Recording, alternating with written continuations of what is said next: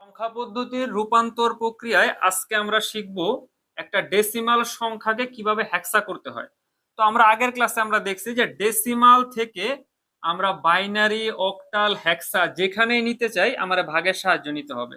অর্থাৎ ডেসিমাল সংখ্যারে যখন আমরা হেক্সা বানাবো তখন আমার কাজ হচ্ছে এটা 16 দ্বারা ভাগ করা। আমরা একটা উদাহরণ দেখি।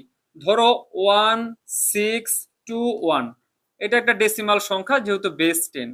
এটার আমাদের কি করতে হবে? এটার আমাদের হেক্সা করতে হবে। তো হেক্সা করতে হবে আমরা বুঝবো কিভাবে? যেহেতু এখানে বেস 16 আছে, তার মানে এটা আমাদের হেক্সা করতে হবে। আর আমরা শিখছি ডেসিমাল থেকে আমরা যেখানেই যাব আমাদের কাজ একটাই, আমাদের ভাগ করতে হবে।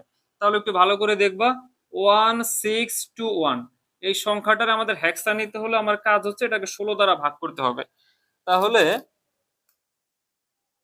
1621 রে যদি আমরা 16 দ্বারা ভাগ করি আমাদের মান আসবে 101.3125। নিয়ম অনুযায়ী দশমিকের আগে যেটা থাকবে এটা আমরা এখানে বসাবো 101, একটা হাইফেন চিহ্ন দিব।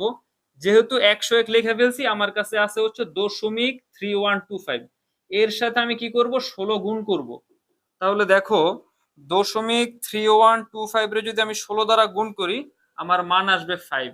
এইটা হচ্ছে আমরা এইখানে বসাবো। আবার দেখো 101 রে আমি আবার 16 দ্বারা ভাগ করব। 101 রে যদি আমি 16 দ্বারা ভাগ করি আমার মান আসবে 6.3125। নিয়ম অনুযায়ী দশমিকের আগে যেটা থাকবে সেটা আমরা এখানে বসাবো, হাইফেন চিহ্ন দিব। যেহেতু 6 লিখে ফেলছি, আমার কাছে বাকি থাকে 0.3125। এর সাথে যদি 16 দ্বারা গুণ করি, দেখো আগের 3125 আর 3125 সেম। তাহলে যেহেতু আগেরটা 5, এটাও 5। তাহলে এখানে আমরা আবার 5 বসাবো। আবার কি করব? 6 রে 16 দ্বারা ভাগ করব। 6 রে যদি আমরা 16 দ্বারা ভাগ করি আমার মান আসবে 0.375। তাহলে নিয়ম অনুযায়ী দশমিকের আগের টুকু আমরা এখানে বসাবো। আর শূন্য যেহেতু লিখে ফেলছি, 0.375 এর নিয়ম অনুযায়ী আমরা আবার 16 দ্বারা গুণ করব। তাহলে 0.375 এ যদি আমরা 16 দ্বারা গুণ করি আমার মান আসবে হচ্ছে কত? 6। তো এইখানে আমরা 6টা বসাবো।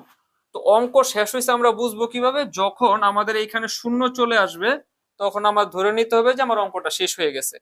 আর অ্যান্সার লেখার সবচেয়ে গুরুত্বপূর্ণ বিষয় হচ্ছে অ্যান্সারটা আমার অবশ্যই নিচে থেকে উপরের দিকে লিখতে হবে। তাহলে একটু ভালো করে দেখো যে কিভাবে আমাদের অ্যান্সারটা লিখতে হবে। তো প্রথমে আমরা প্রশ্নটা উঠাবো। আমার প্রশ্নটা ছিল 1621, যেটা একটা ডেসিমালে মান ছিল। এটার আমরা হেক্সায় যখন কনভার্ট করছি তখন আমাদের উত্তর আসছে 655। অবশ্যই নিচে থেকে উপরের দিকে অ্যান্সার লিখতে হবে 655। তাহলে যেটা ডেসিমালে ছিল এটা আমাদের হেক্সায় কনভার্ট হয়ে গেল। আশা করি বুঝতে পারছো।